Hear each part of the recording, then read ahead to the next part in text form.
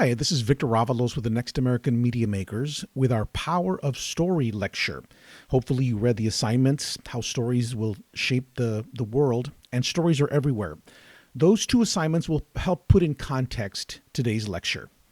So you should know right off the bat, we believe in the power of story. We believe that stories connect us to our past, they connect us to ourselves, and they connect us to each other. It is that power to connect us that makes visual storytelling so effective. Regardless of the kind of content that you want to create, whether it's for business or for entertainment or for advocacy, for campaign advocacy, political advocacy, for example, or just for fun, just to be creative, it doesn't matter. When you use the powerful elements of story, your content will be more effective.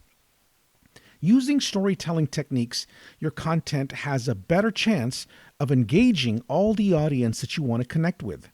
Regardless of the format of that content, whether it's videos, blogs, articles, photos, or audio podcasts, story structure helps make your content more interesting and allows you to cut through all the digital noise to reach people. This is a quote that I like to use a lot in my classes. We love stories and we need them, from novels, musicals, advertising. We instinctively crave stories because they provide the human context for forces that are vast, ancient, and abstract. Stories are the best teachers.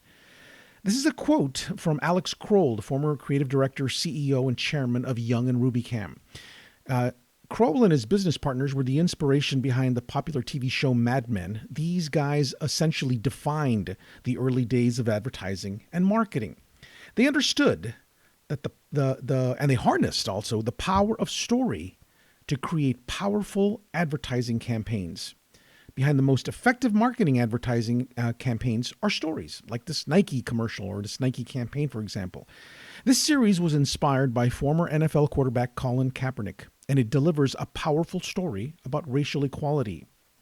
This campaign was about challenging our notions about beauty, perhaps even tapping into a story about how we feel about ourselves. And this campaign was about challenging our notions about gender and same-sex relationships. Now, stories are a critical part of the lessons our parents and caregivers used to teach us, important lessons about life. Our values were shaped by all of these stories, Teletubbies, stories from the Bible, the Quran, and other spiritual texts. All of these stories taught us values.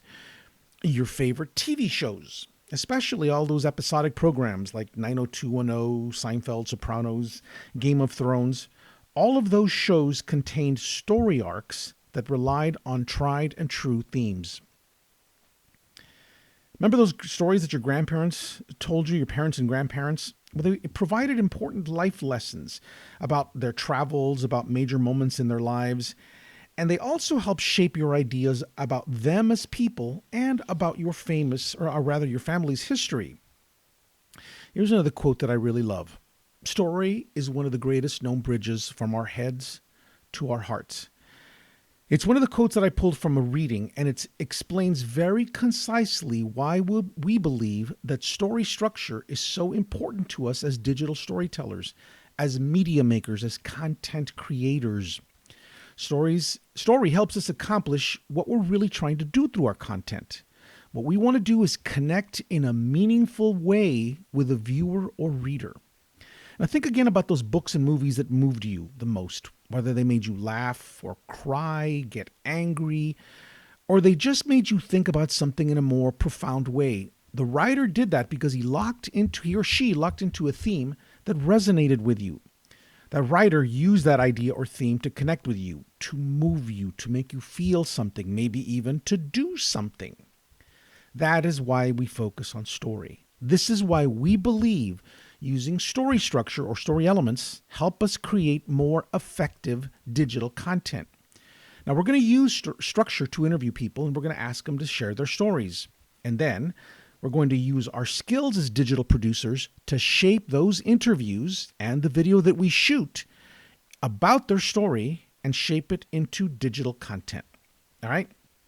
Example. Let's say you're a content producer for an environmental organization that cares about clean beaches, and you are charged with getting people interested in an upcoming beach cleanup. First, you identify an audience. Who are the most likely people to volunteer and come out on a weekend to pick up garbage off a beach? Probably the people who use it, right? People who live in surrounding communities. Now, how do you convince them to come out?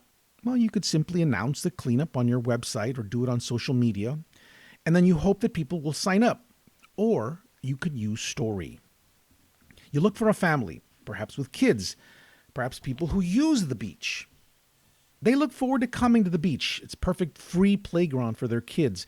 But when they come, they have to find a spot that's free of garbage.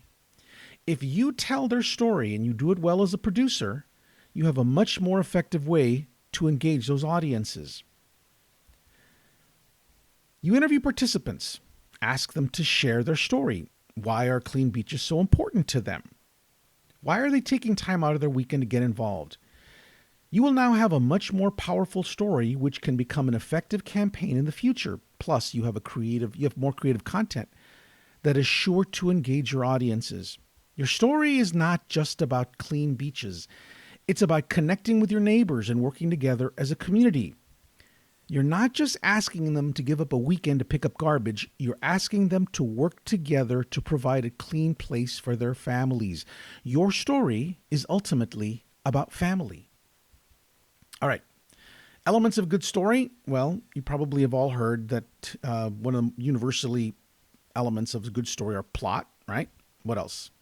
Characters. Okay, characters is important.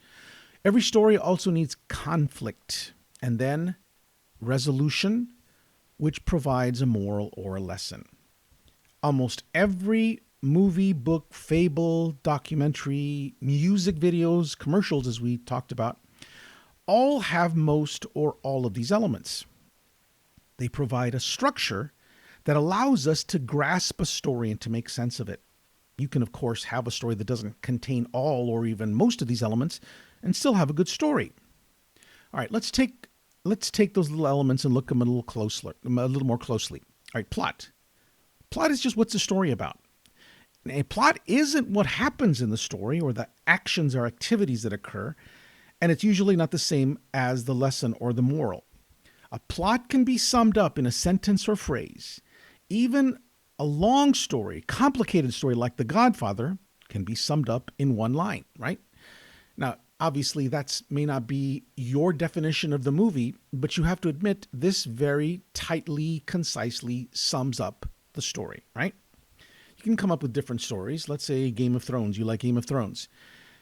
It can be summed up again with one line. And again, as you read the one-liner here, you could see that maybe it doesn't describe everything that happens, but you have to admit this pretty much sums up the story. This is the plot of Game of Thrones. Dynastic family or dynastic struggles, noble family, Iron Throne, and fighting. They're either fighting for it or from it, right? That's pretty much the plot to Game of Thrones. Now, you can... It should be easy to come up with a plot for the work that you're going to be doing, for the shorter videos, like the ones that you're going to learn how to produce. For example, let's go back to the beach story. The video that you produce about beach cleanup, you could say your video is about how beaches, or rather how people are cleaning up a beach. That could be your plot. Does that sound interesting? Probably not. You could make your video plot and your movie more effective if you make it about someone and ask them to share their story.